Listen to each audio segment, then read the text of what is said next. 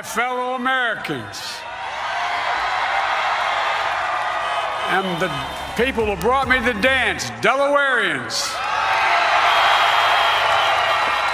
I see my buddy, Senator Tom Carper down there, and I think Senator Coons is there, and I think the governor's around.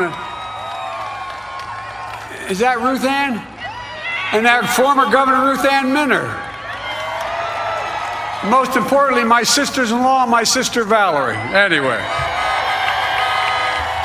Folks, the people of this nation have spoken. They've delivered us a clear victory, a convincing victory, a victory for we the people. We've won with the most votes ever cast on a presidential ticket in the history of the nation. 74 million.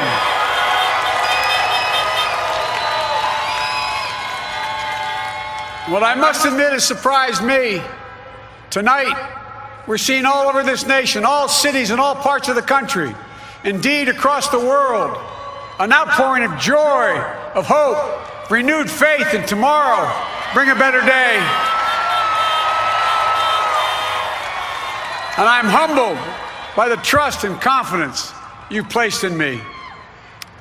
I pledge to be a president who seeks not to divide, but unify, who doesn't see red states and blue states, only sees the United States.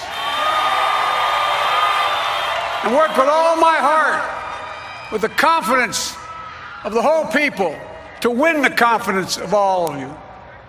And for that is what America, I believe, is about. It's about people. And that's what our administration will be all about. I sought this office to restore the soul of America, to rebuild the backbone of this nation, the middle class, and to make America respected around the world again, and to unite us here at home. It's the honor of my lifetime that so many millions of Americans have voted for that vision. And now, the work of making that vision is real. It's a task, the task of our time.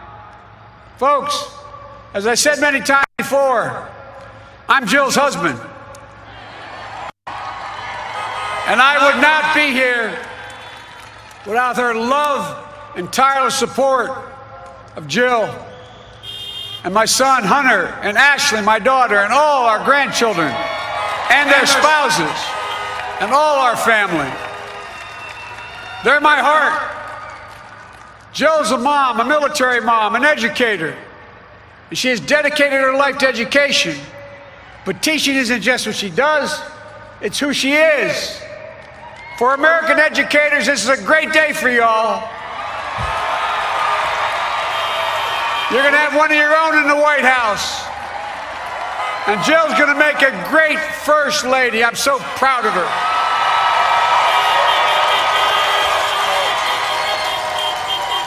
And I'll have the honor of serving with the fantastic Vice President who you just heard from, Kamala Harris,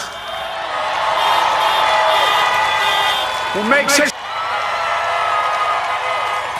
It's long overdue. And we're reminded tonight of those who fought so hard for so many years to make this happen. But once again, America's bent the arc of the moral universe more toward justice. Kamala, Doug, like it or not, your family, you become an honorary Biden, there's no way out. All those of you who volunteered and worked the polls in the middle of this pandemic, local elected officials, you deserve a special thanks from the entire nation.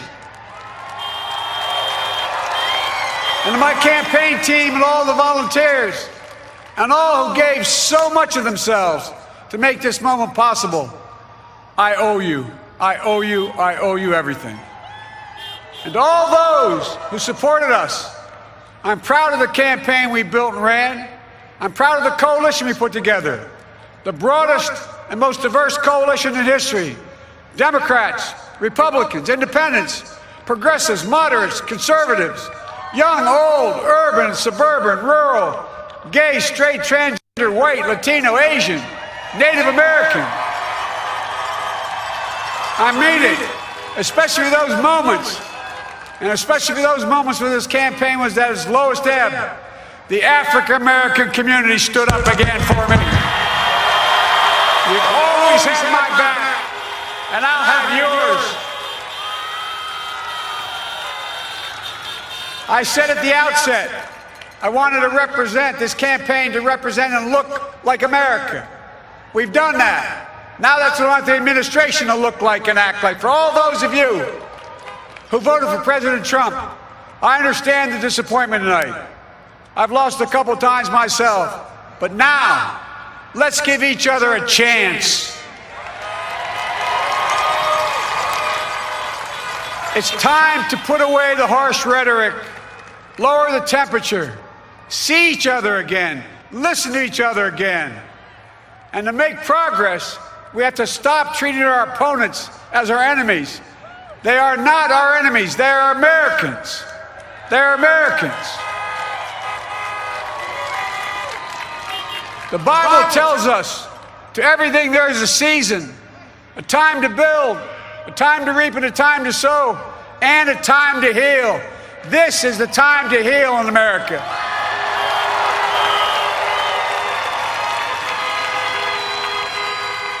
Now this campaign is over. What is the will of the people? What is our mandate? I believe it's this. Americans have called upon us to marshal the forces of decency, the forces of fairness, to marshal the forces of science and the forces of hope in the great battles of our time. The battle to control the virus, the battle to build prosperity, the battle to secure your family's health care, the battle to achieve racial justice and root out systemic racism in this country. And the battle to save our planet by getting climate under control. The battle to restore decency, defend democracy, and give everybody in this country a fair shot. That's